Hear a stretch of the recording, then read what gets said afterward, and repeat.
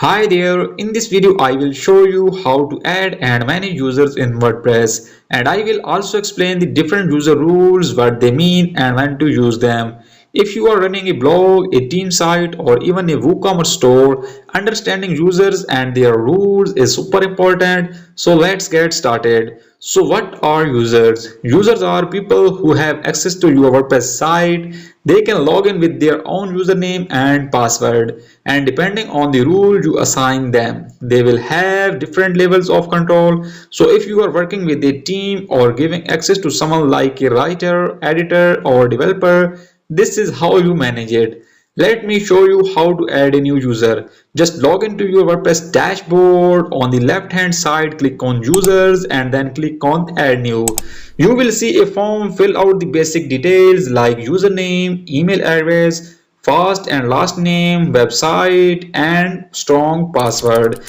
Choose a user rule from the drop down and I will explain those rules in a minute. Finally, check the box to send the user an email about their account and hit add new user. That's it. Now if you ever want to manage users, just go back to the users tab. There you will see a list of all users on your site. You can edit their profile, change their rule or even delete them if needed. It's so simple. Okay, now this part is super important. Let's talk about user rules in WordPress. Each rule gives the user a certain level of access. Here are the main ones. Administrator. This is the boss, full control of the website. Only give this to someone you fully trust. Editor can manage and publish any post or pages, including posts by other users. Author can write, edit, and publish their own post but not others' content.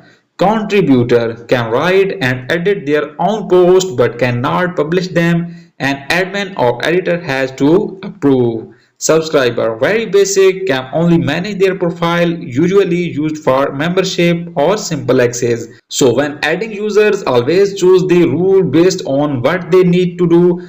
Don't give admin access to everyone. And that's it. Now you know how to add users, manage them, and what all those rules mean in WordPress. See you in the next lesson where we will cover another awesome WordPress feature. Thanks.